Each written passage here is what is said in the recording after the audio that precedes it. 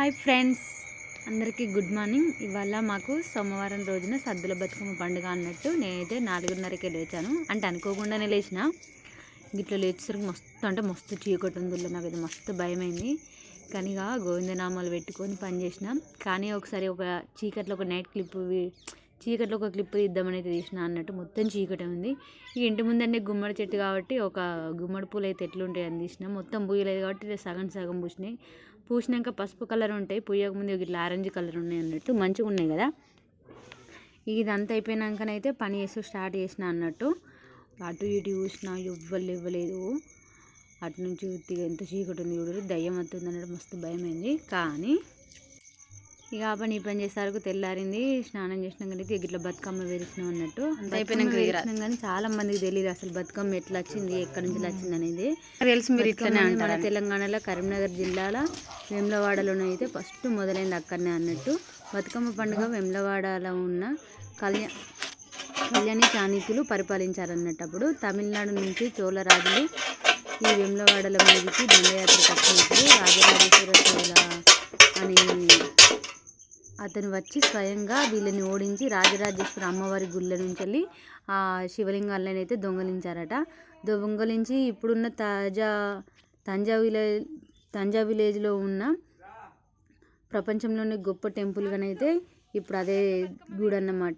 బృహరేశ్వర ఆలయంలో ఈ టెంపుల్ వర్ధిల్లుతుంది అన్నట్టు. బృహరేశ్వర ఆలయం అంటే ఈ శివలింగాన్ని తీసుకెళ్ళి అక్కడ ఉందని ఆధారాలు అవుతున్నాయి అన్నట్టు. నాకు కూడా తెలియదు, నేను కూడా యూట్యూబ్లో సెర్చ్ చేసి చెప్పిన అన్నట్టు. అదేవిధంగా వేములవాడలో ఉన్న భీమునేశ్వరి ఆలయానికి అయితే తంజావూరులో ఉన్న భీమునేశ్వర ఆలయానికి చాలా స్వరూపాలు ఉన్నాయట. అప్పుడు ఆ పార్వతీదేవికి పార్వతీదేవి ఒంటరైంది కాబట్టి ఇక శివుడు లేడు కాబట్టి పార్వతీదేవి ఒంటరైందని ఒంటరిగా వదిలేశారు. శివలింగాన్ని ఎత్తుకెళ్లారు కాబట్టి అమ్మవారిని ఒంటరిగా వదిలేసిరని బతుకమ్మను వేరిచ్చి ఇట్లా బతుకమ్మ రూపంగా ఆమెను పువ్వులతోని అమ్మవారి రూపాన్ని అయితే ఇట్లా పేరిచ్చి బతుకమ్మ లెక్క తయారు చేసిరు అన్నట్టు. తయారు చేసి పువ్వులలో పార్వతీదేవిగా కొలిచి అమ్మవారికి కొంచెం ఊరట కలిగించడానికి, చోళులకి తమ బాధ తెలియజేయడానికి బతుకమ్మ అనే ఒక పువ్వులతో కూడిన అమ్మవారిని ప్రతిరూపాన్ని తయారు చేసి ఒక పాటతో ఒక పండుగగా మొదలు పెట్టారన్నట్టు. అట్లా మనకు బతుకమ్మ పండుగ అనేది మొదలైంది అని పురాణాల ప్రకారం ఆధారాలు ఉన్నాయట. నేను కూడా కొంచెం తెలుసుకొని చెప్పిన అన్నట్టు, నాకు కూడా తెలియదు. అట్లా గౌరమ్మ దేవి బతుకమ్మ అని పేరు. ఇంతకుముందు చెప్పిన విషయం నాకు తెలియదు కానీ నాకు చిన్నప్పటి నుంచి తెలిసిన విషయం అయితే ఒక్కటే.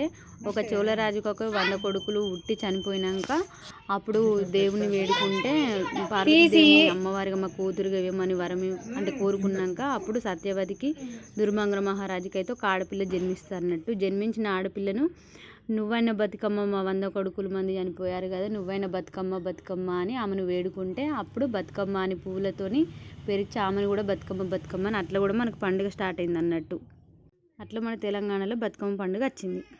ఇట్లా తీరొక పువ్వులతో బతుకమ్మని చేసి మన తెలంగాణలోకి వస్తాం. అతిపెద్ద పండుగ. ఈ వీడియో నచ్చితే లైక్ చేయండి, షేర్ చేయండి, కామెంట్ చేయండి. అలాగే లైక్ చేయడం మాత్రం మర్చిపోకండి. మరిన్ని మంచి వీడియోలు చూడడానికి అయితే మా ఛానల్ని సబ్స్క్రైబ్ చేయండి.